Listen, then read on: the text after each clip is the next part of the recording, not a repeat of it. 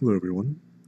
This is a video that I've been thinking about making but didn't really know how to do.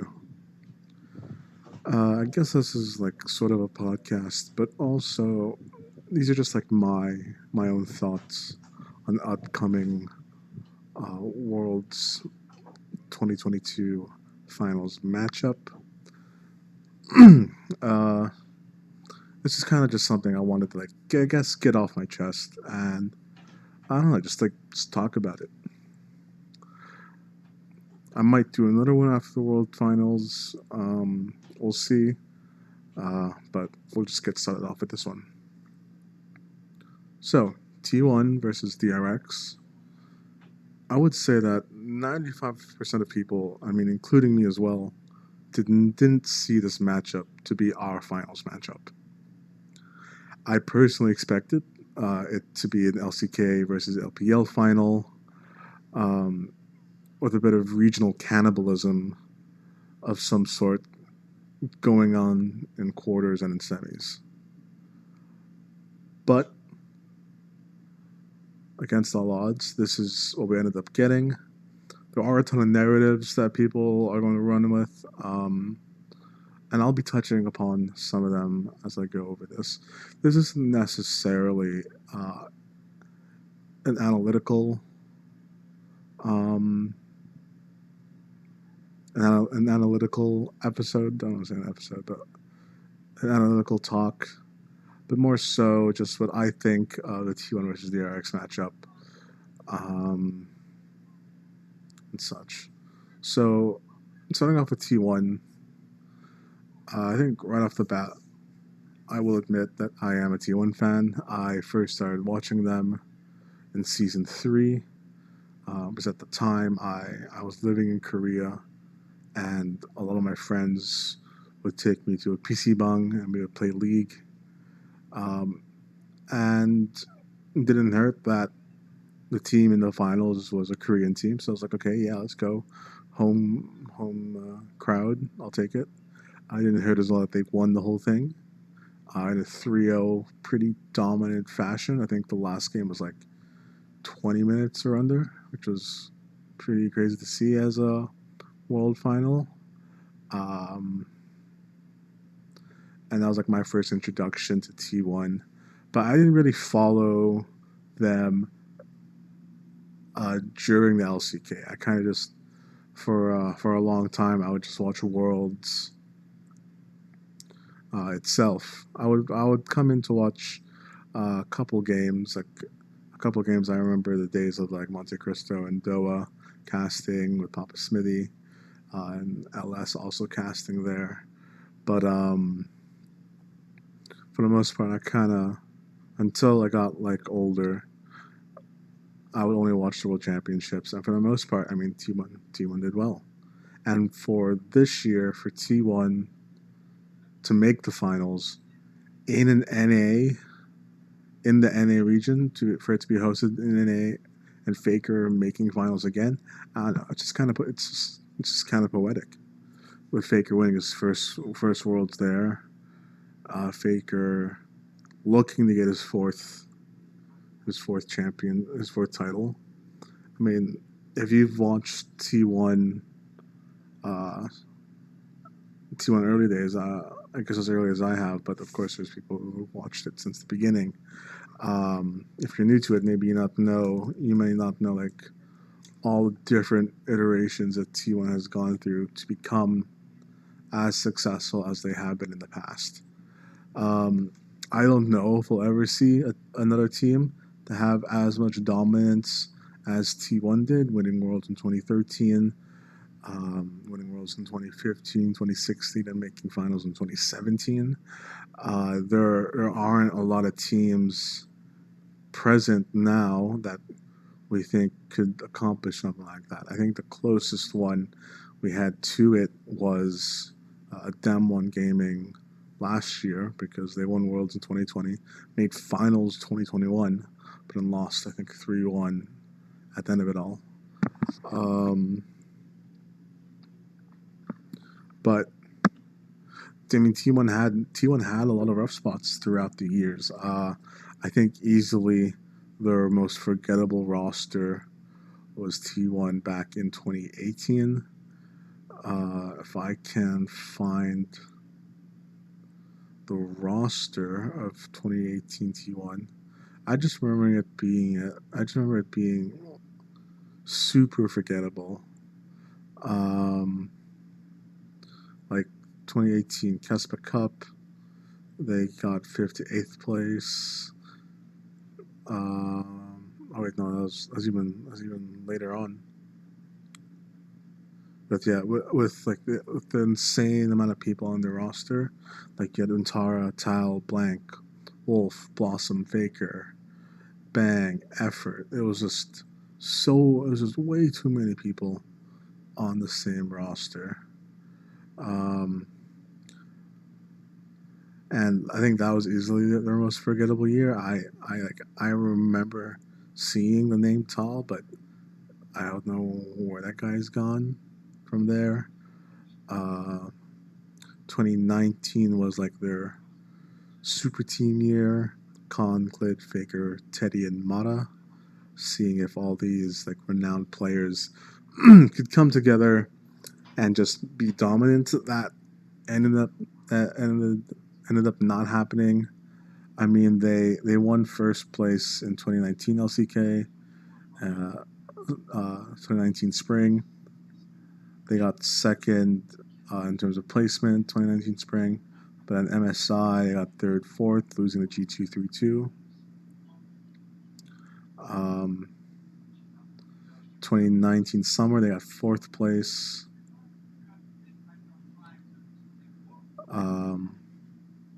And that was their run. I mean, so they did get first place in 2019 summer playoffs, but I was with Teddy and Effort. I don't know where Mata went on this list, but Conclave was still there too. And then they ended like third, fourth place, Worlds 2019, losing 3-1 against G2, which I guess at that time G2 was the super team, but recently super teams just haven't done very well. But seeing this new T1 roster, where 4 out of the 5 youngest players at Worlds, I think if we exclude Saigon Buffalo, but the people playing at the tournament from groups onwards, yeah, 4 out of 5 of the youngest players were on T1, which is insane to hear.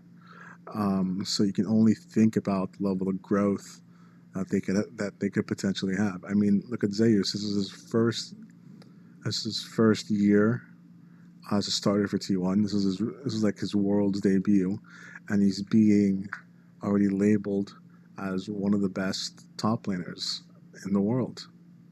Faker, after having such a long career, is still at the top of his game, which is insane to think about, especially when you look over at, like, let's say NA, or even maybe some players in the LEC, where age kind of has a stigma,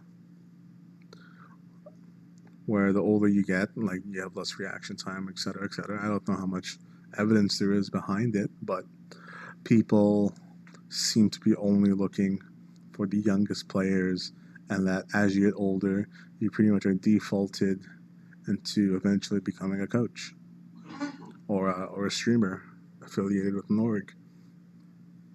But Faker is showing that despite like 10 years of playing this game, 9 to 10 years of playing this game, he still has what it takes to be the very best, which is just crazy to think about. What's also been great to see in T1 is their bot lane playing in form. Gumayusi and Keria have gotten a lot of flack in the past, because I know coming into MSI, they were labeled as like the best bot lane in the world. But then to lose against RNG, I mean throughout the whole tournament they were a bit shaky. And especially after their loss against RNG, I don't think Gumayusi ever looked the same, which I was super nervous about coming into this tournament, especially against at the end of it when they got 3-0'd by Genji in the finals. I was super worried on how they were going to look like at Worlds. The meta didn't fit Gumayusi, in my opinion, but also it's been said that he functions or he lives off his own level of self confidence. And after the RNG game, and I'm assuming a lot of pushback and like hate against him, his confidence took a dip, and that really affected his gameplay. But now that the meta has changed, looks like he's had like a mental reset in the break before Worlds. Um, he's looking fantastic. Carrier's looking fantastic. Um, they've bot gapped every bot lane so far, which is amazing to see. And that's no easy feat. You're up against EDG with Viper. You're up against RNG with Gala, and then Hope and May, who were Hope and Missing, who were the LPL first seeds. Also going into Worlds, I mean, Zeus. I think Zeus has performed extremely well, um, though people might say that there is an opportunity to expose him, getting him very behind early, especially when he's playing. He's really um, when he's playing these scaling picks or really aggressive picks. We all saw in that RNG game when it was Fiora Sedge versus Jace, essentially, how behind he came. I think there was a point where he was 0-7. But even in that game, at the end of it, he was outputting, I think, most damage on his team, which is great, which is kind of amazing to see. But also, what happened is that uh, T1 was able to perform in the way that rumors have said it in the past, where in T1 anyone can carry, which I think is, which I think now is extremely true. Because we saw it in RNG game, we also saw it in JDG's game when he was playing Gangplank. He got set behind very far. You could say that Wei kind of inted him, um, leaving room for GP to marginally be more relevant in the game because he was able to get a shutdown gold. He's able to get blue buff. He's able to catch that whole wave under his tower. Um, but then, and if you look at that one final team fight, he hit that crucial 2-barrel play, and it nearly one-shotted their entire bot lane. So even if you set this guy behind, Gumi and Sikaria have been really solid. Faker has been playing, I think, his best tournament in a long time. They don't have to carry strictly through top. So I think that's going to be hard for DRX to exploit. But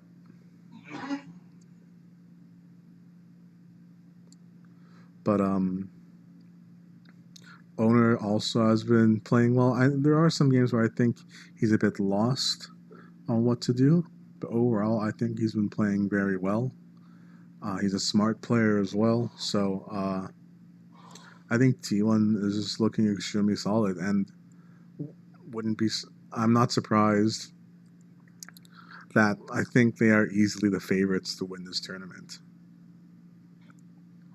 Um, a lot of people have been saying, well, I don't want to say a lot of people have been saying, but there was there was like a promotional picture that was going around on Twitter, posted by both DRX and T1, and it said, "Who will be the last man standing at this last dance?" I understand that DRX is posting it because that's been like Def's like catchphrase throughout Worlds. It's his last dance. It's like let's dance. The dance hasn't ended yet. But for T1 to also post something with the event being the last dance, that also can mean the same to Faker, because Faker and Deft are of the same age. Military conscription is until you're the age of 28. They're both 26 at the moment. Um, would I be surprised per se if Faker retires if he wins it? No. I mean, I know he stated that he wants to keep on playing for as long as he can, but I would not be surprised if he quit while he's at the top. I don't think he will, because that just doesn't seem like him. I feel like he would always want to keep on going. But I mean, if he does, I'm gonna be so emotional.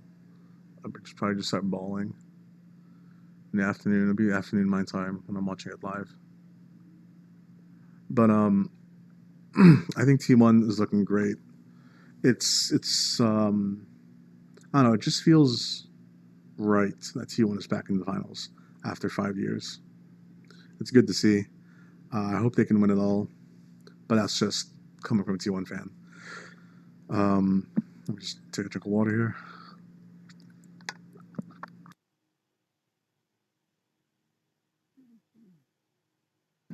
So now their opponents, DRX, uh, sitting like speaking again from like the beginning. I don't think many people saw this one coming. I would easily say like 99% of people did not expect DRX to do as well as they have done so far. I, like many people, came into the tournament thinking that okay, it's LCK fourth seed. They're gonna get out of play-ins. They'll get into quarters and then get knocked out by a higher seeded LPL or an LCK team. Heck, maybe even an LEC team. Um, but sorry, not but. And then with them being also the first and only team from play-ins to make it into the finals. That in itself is amazing. Is amazing to see, to witness, to see the level of growth. Um, I hope people aren't debating whether a team of their caliber should be in the play-ins in the first place.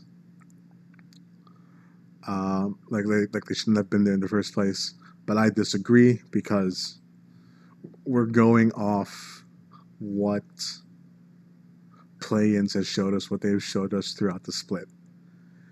And throughout the split, they've never beaten Genji. They've never beaten T1.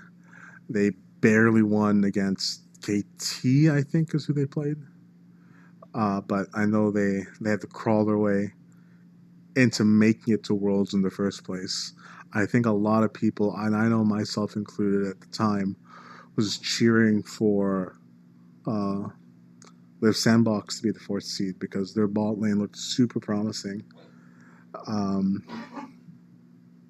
But no, this is this is a great storyline in general.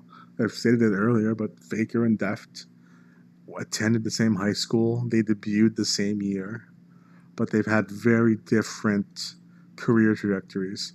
Faker won Worlds in his first year. Deft didn't. I think um, Deft's first pro, like I don't want to say debut, but like he got first in 2013 with OGN Club Masters, but then his first like LCK Champions tournament, the same uh, debut tournament that Faker was in, Deft ended between 9th and 12th place. While Faker, I'm pretty sure he finished first. Let me just double check the results.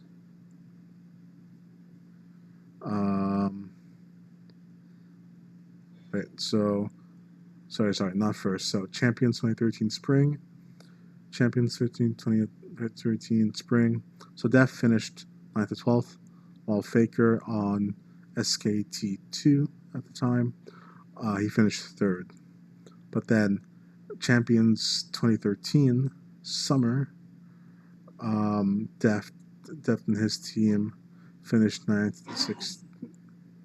9th to 16th, while Faker finished first in 2013 summer.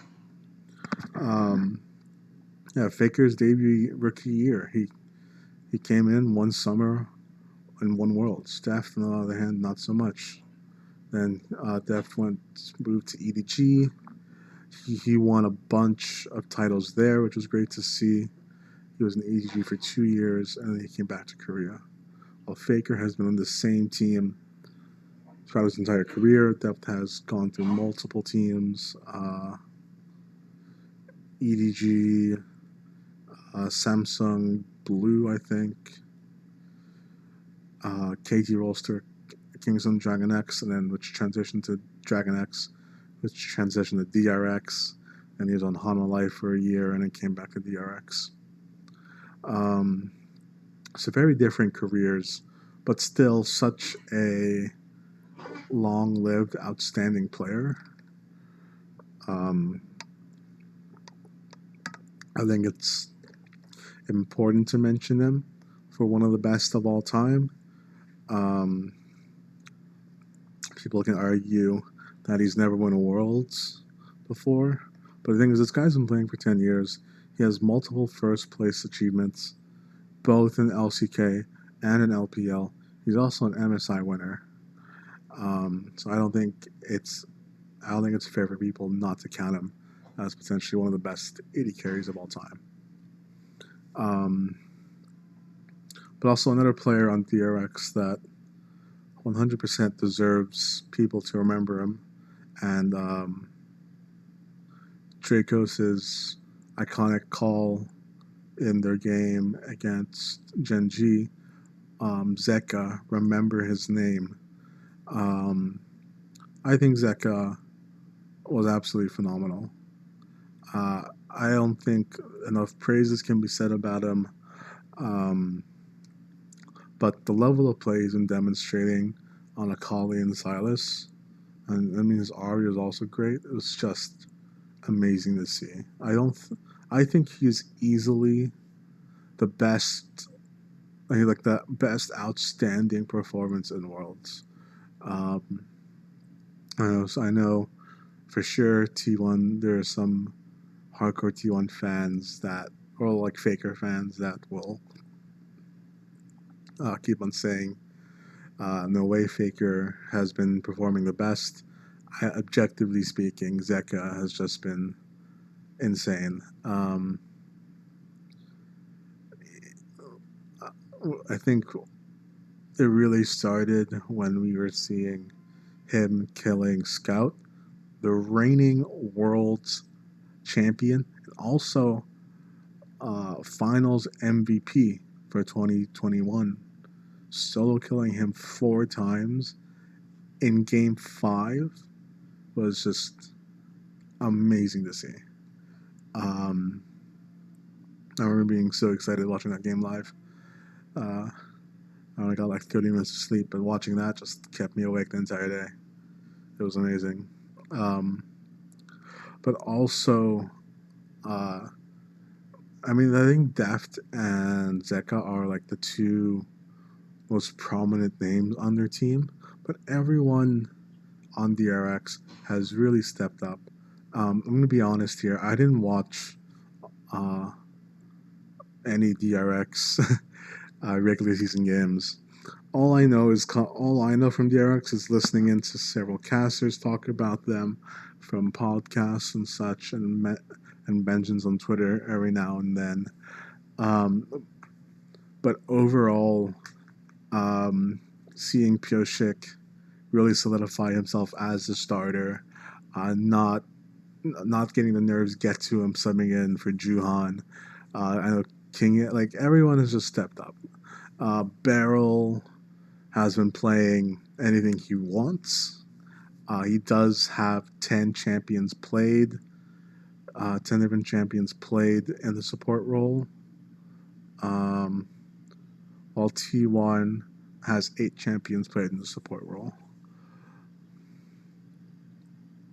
And I don't know, the Heimerdinger has been working great. They crushed EDG with it.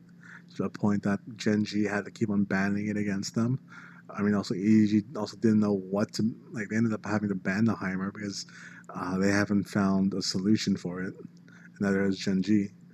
Um, and it's been great to see the flexibility that Barrel's allowed to play with. The meta changes, I think, have been excellent for the most part, allowing great champion diversity. It's also been like the key meta for Zeka. The Silas and the Kali are just insane in his hands. I think he's easily the best Silas at the tournament. Like out of all the players, not just like is he a better Silas than Baker? Then that is also a yes. But overall, Zeka Silas has been nutty, and Zakali. Like I don't know how you're gonna draft against them, but I've been loving the flexibility that DRX has been showing, and the positivity and mental fortitude that they have as a team. I was watching several of their behind the scenes footage. You guys should check it out on the YouTube channel DRX. Um, Even though when they were 0-2 down against EDG, they were still positive. Deft was still smiling. They haven't given up. I think it was one of the coaches saying that, "Don't worry, guys. Like, it should still be an easy 3-0 from here on out," and it was. It was great to see that from them. I know a lot of narratives will be coming out against Deft versus Faker. Um, Something I did see that was interesting was that during their press conference after defeating Gen G, one of the questions asked to Deft was about Faker, and I think myself included, we are as Faker fans, we are used to uh, pros of all levels, any player, to respect Faker and to I don't want to say worship him because I don't like worshiping just like people, but to see him and like to just be super respectful of him and to say like he's got that aura. I get chills every time when players are talking about Faker and they're like, he's got this aura around them where it's just like it's Faker. It's like the god of League of Legends. But he mentioned that he said something along the lines of like he and Faker are competitors and that he and Faker are not friends. Um, I don't know if there is some sort of cultural context where I'm not understanding what he means by that. I know this by living in Korea. I don't speak Korean. It's kind of a embarrassing thing that I keep on having to remember. But I understand his point of view, where you guys are competing to be the very best, and you can't because they debuted the same year or the same age. There's a mutual respect as a competitor, but then he's not going to be saying like, "Oh yeah, he's the best player ever to exist to win to play this game," and it's going to be an uphill battle. He's not going to say that. You're a competitor. You made it to the finals. You're there to win. You're there to win it all. You're not there to concede the finals. Um, so it's great. It was interesting to see that point of view of it. I know when I first listened to it, I was confused and like, it's like, what the hell? This guy's just freaking Faker. But no, it's competition, and you need that. You need that in people to objectively look at something and be like, oh no, that's he and I, despite his notoriety and his fame, we're still at this point in time of equal footing, which is great to see. Um, the one other narrative that is going to keep on happening.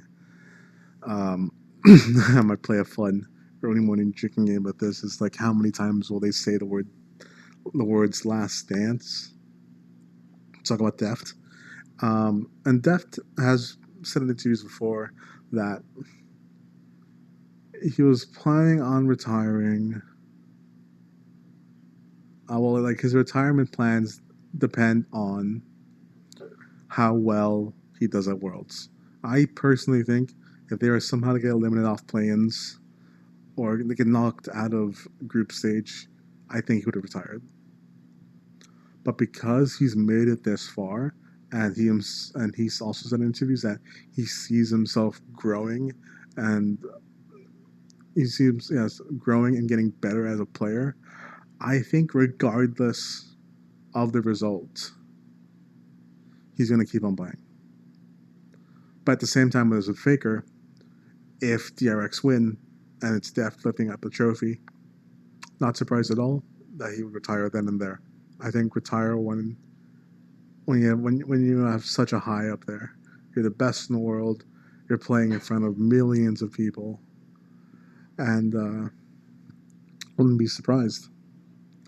But yeah, those are the two narratives I have going on. Now, as for who's going to take it all, as a biased T1 fan, that part of me is saying it's going to be T1 3-1, in my opinion. It'd be great if it's a 3-2, not going to lie. But the thing is, even as a T1 fan and as a Faker fan, seeing Deft lift the trophy would be awesome as well. I'm just a fan of like people winning. I mean, this is like the first finals where I don't care who wins. Okay, no, that's a lie. I do care a little bit, but if Deft wins, I wouldn't mind it at all. I would still be cheering for him and crying all the same. Would be great for the organization. This is their first Worlds appearance, World Finals appearance. I would like to say Faker and T1 should win this. I think T1's bot lane has been looking stronger than DRX's bot lane. DRX has been playing a lot of pushing lanes, hence the Heimerdinger bans. But even then, like playing Ashe support, playing Caitlyn Lux. They really just like shoving people in, getting plates, and wave control that way. So I think T1's bot lane definitely has an edge over DRX's. The top side of the map, I think, is going to be the most interesting. Because what in draft is T1 going to do against Zeka? Because right now, in terms of Zeka, his most played is Silas. His second most played is Akali. And then followed by like Azir, and then one game each of Ori, Ahri, and Galio. While T1, Faker's most played is Akali. Second most played is Silas. And then he has some Rise games, Victor games, Liz, Galio, Azir. Zeka did say in an interview that Faker does have the best Rise in the tournament. I also agree. But then Zeka also has the best Silas in the tournament. I don't know if Faker will necessarily be looking for 1v1 outplays against Zeka. I personally think at this point in time that isn't Faker's strong suit. I think we saw that as early as T1 against C9.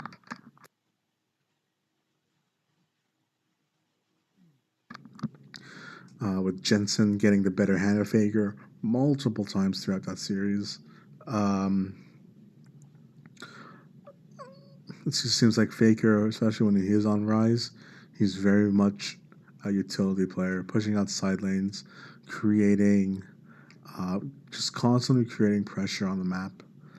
While Zeka definitely seems to be of a more killer mindset, I would say. He just had some great 1v1s. He was out CSing, he was out laning Chovy in all 4 of the games they played. So I think Zeka is definitely a scary opponent. Also, narrative-wise, it's exciting to see because Koma and Faker have such a long history. But then, when Koma had a stint in the LPL, he brought alongside him Zeka. a young 17-year-old Zeka to LPL as like his prodigy, and now they're the two prodigies, I guess, are like facing against each other, and that's kind of poetic as well. Top side, I definitely think Zeus has an edge over Kingen. I just think whatever Kingen plays, Zeus can do better.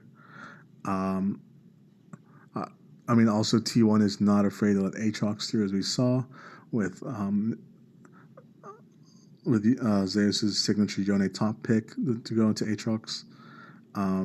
Owner and Pioshik, I think it's a bit more even in that sense. Just looking at their stats, like Pioshik has a much higher KDA, KP, damage percentage. But I think Owner a lot of the time has been very facilitating in his in the jungle. Again, he can depending on the creativity of the draft that T1 can pull, and same with DRX. It can go either way. There is definitely a world where DRX beats T1. I think DRX throughout the entire tournament has been the underdogs in all the matchups. EDG, Genji, and this doesn't change against T1. But DRX definitely has the momentum of the crowd with them because everyone loves an underdog story. But I just hope overall it's a good series. I really don't want it to be a 3-0. I don't think it will be. But we shall see. But yeah, this is kind of it for this. I don't want to call it episode. With me. Thank you for listening in. If you somehow arrived to this video and if you've made it to the end, thank you for listening. I really appreciate it if you leave a like and a comment. I'd love to hear feedback from you. I kind of like just I've always wanted to talk about random things, but that didn't really know how to articulate it. But I like just talking about random stuff. I think at the moment it just might be league stuff because that's what I'm most comfortable talking about. And yeah, again, this is my opinion. This is just a thought. Thank you.